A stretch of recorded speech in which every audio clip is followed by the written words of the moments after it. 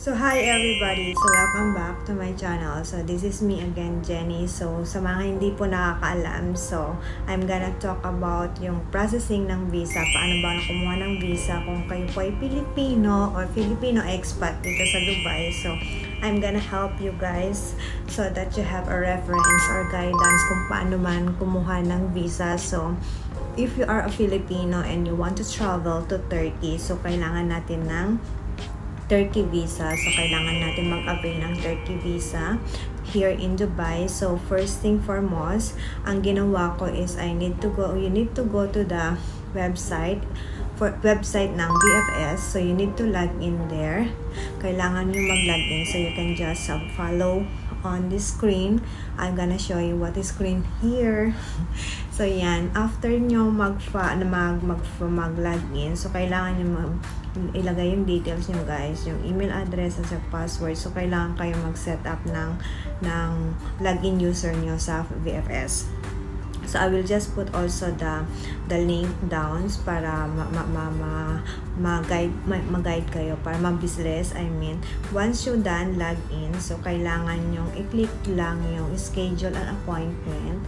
So yeah, punta lang kayo dyan, and then once you done, there's a details again na kailangan yung ilagay. So kailangan yung visiting country, so kanyan, so category, so ilagay nyo lang yung UAE. So after that, i-click nyo lang yung continue, and after that may mga pag i-click nyo lang yung new customer, may mapop-up sa inyo guys. So i-click nyo lang yung new customer, and then put all the details na required sa dito sa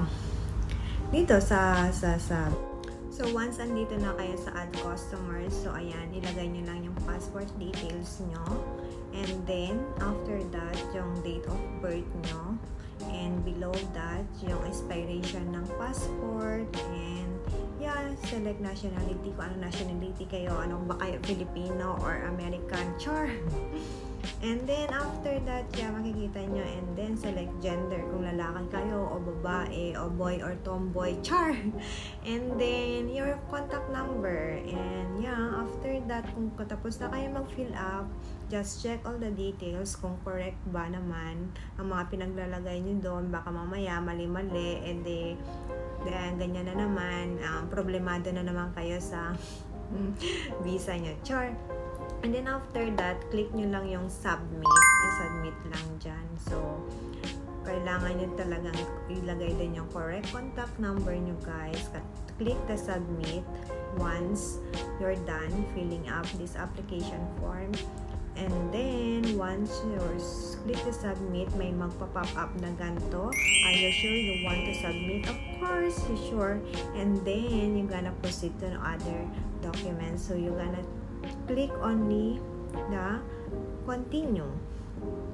So, continue lang yan. Tapos, after that, while done checking the details, also confirm, and then continue. And then this part, this is the schedule appointment na guys, kung kailan kayo magpapa-schedule, kung kailan kayo available. So make it sure na certain na kayo sa date kasi kailangan yan. So ayun, once you are done, choose the date, and then there's a time also, 9 AM to 5 PM they are open. They open 9 AM. So for me, I went there 9 AM. So hindi pa siya masyadong crowded. So one is done, then you have to click these two boxes, so and then confirm and pay. After that, you're gonna pay 270 dirhams guys for the visa application, and that's it for the visa application through online. So after that, you can go to your schedule appointment, kung ano yung napili yung schedule. So yun lang po naman. After that, na kailangan na nakapag-schedule na kayo, of course you need to gather all the documents na requirements. So ito yung mga documents na kailangan. So ako, nag-submit ako ng bank statement ko, should be valid for 6 months. So 6 months ang ginawa ko, pero 3 months okay lang siya. So for me, you need to get your NOC, And also the salary certificate, I also submitted salary certificate that comes from the HR manager or the HR department to your kung saan kayo nag-work. And then hotel booking, confirmation hotel booking, of course. Pwede naman kayo mag-book ng hotel booking sa booking.com or Agoda na may confirmation. Tapos pwede nyo na i-cancel after. And then ticket confirmation, kailangan din yan. So most often sa mga travelers, yung mga nag-apply ng mga visa nila, ng mga Schengen visa or mga anything na kailangan ng visa kasi gumagamit sila ng dummy ticket. For me, I'm not doing that kasi gusto ko kasi certain na yung date and travel date ko na magta-travel. So kung certain na ako yung travel date ko, kung kailan ako magta-travel, nagbubook na ako ng ticket 3 months before. So hindi ako nagdadami ticket ever since. Even though nung nag-Italy ako, hindi ako nagdami ticket. There's a chances talaga na more chances na ma-approve yung application mo kung hindi ka nagdadami ticket. Pero the same lang naman, confirmation ticket lang naman kasi ang kailangan. So I provide that, and then after that, itinerary. So kailangan yung itinerary nyo kompleto din, kung ilang days kayo doon sa pupuntahan nyo sa Italy, sa Turkey, dapat naka-mention din doon. And then your visa, visa copy sa passport nyo. So, kailangan din yun. Emirates ID, kailangan nyo din i-photocopy yan. And then, of course, your passport, kailangan valid 6 months before the travel. And also, your visa, guys. Kailangan nyo, mindful kayo sa visa nyo. Kailangan 6 months before the travel also. Of course, the same, the Emirates ID also, kailangan din i-photocopy yan. Kasi, more documents, the more chances na ma-approve yung visa nyo. And also, guys, if you have a lot of travel documents, travel stamps sa mga passport nyo, kailangan nyo din i-photocopy niya lahat ng mga entry nyo, exit nyo, kung saan man kayo pumunta, or mga visa na in-applied nyo, may Schengen visa kayo from your passport, i-photocopy nyo yan. So may mga chances, more chances talaga na ma-approve yan. So, yung mga may Schengen visa din naman, you need to apply only e-visa. Pero hindi ko alam kung anong processing ng e-visa. I think you need to get an appointment only or something like that. So, hindi ko pa na-try na may e-visa kasi ang Schengen visa is valid din sa Turkey visa, pero kailangan mo pa rin kumuha ng e-visa Turkey. So, yun guys, yung ganun lang din naman ang processing niya. So, I applied my visa November 1 and then I got my visa confirmation on November 10. So, just only 1 week na nag-antay ako, and then after that, maybe 5 days lang ganun guys, kasi Saturday, Sunday parang na-include siya kasi Wednesday pumunta ako and then Saturday, Sunday off dito sa Dubai. So, ayan, it take like 5 days lang, and then the courier message me, and then the VFS, message me that your passport will be arrived like this, like that, and then I got on November 10 from the courier. They delivered from my office, so kailangan din yon. And take note guys, yung delivery for the passport, sa VFS na sila mag-a-ask kung anong address nyo. So, dito kasi sa visa application dito, pag nag-a-add ka ng, diba, may mag-a-add ka ng courier, parang ganun, hindi siya nagpro-proceed. So, doon na kayo gagawa, kukunin ng address nyo sa VFS itself. And also guys, there's another documents na kailangan mo mag-provide ng tenancy contract.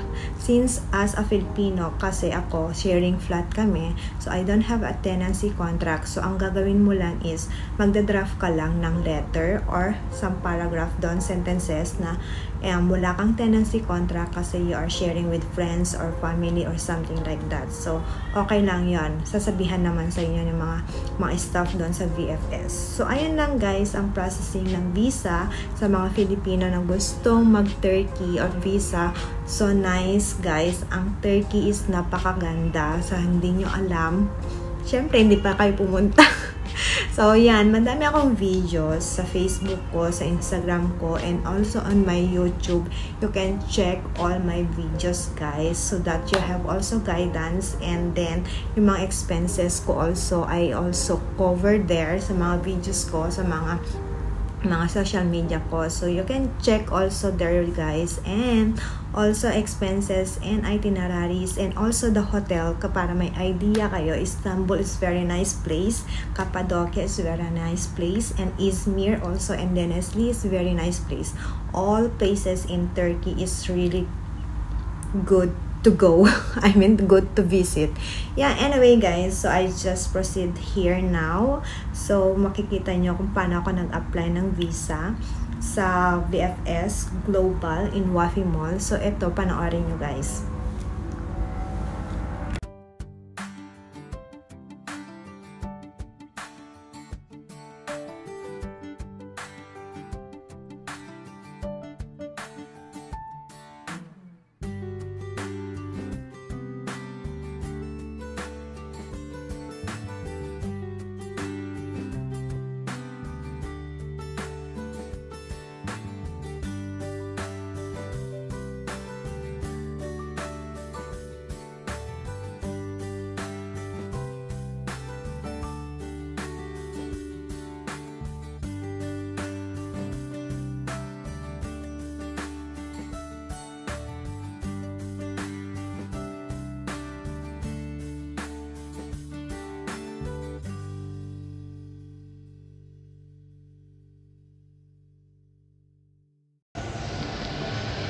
Hi guys, so today is our visa appointment for our Turkey trip. So it's November 1 and our appointment is 9 a.m.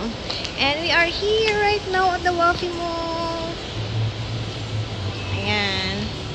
So that's the ground floor. So we're gonna find first the VFS visa application. It says that is in the 3rd floor, so let's go.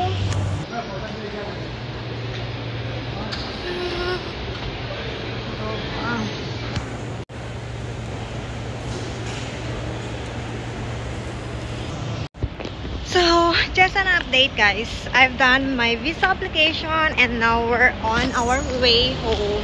So naglalakad tayo, so towards to the metro.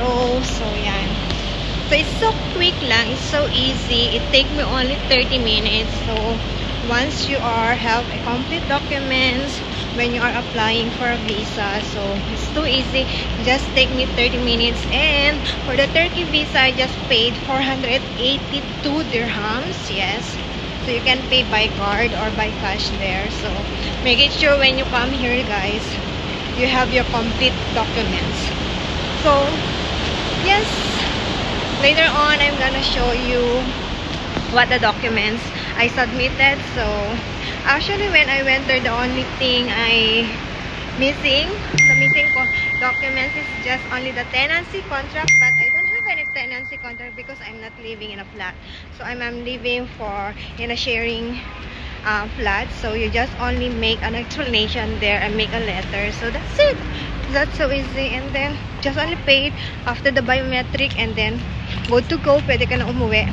So yes, see you later.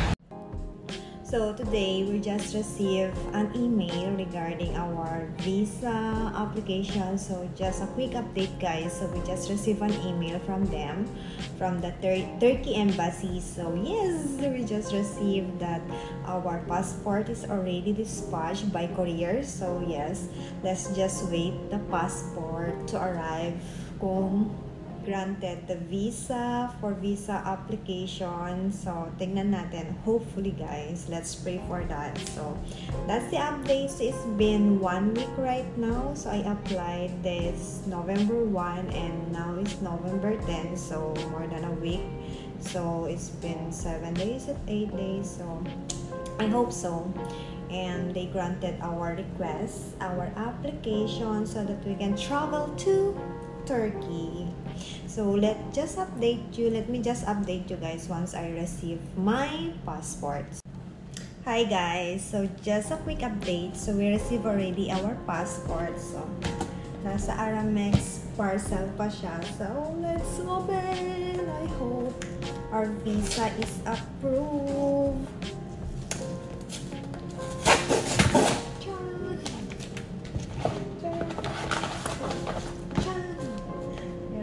palang ganito. So, that's the one. That's the one from VFS. So, let's open it.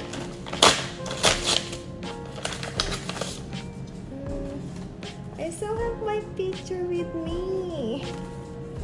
It's so weird. I have the same blazer that I'm using right now with my picture. So weird. Let's check. This is Senja. Yes! We got it. Yes! We got our pizza, guys! So happy! So happy, and see you Turkey! See you guys in Turkey. Bye for now. So I'm gonna update you when is our travel day.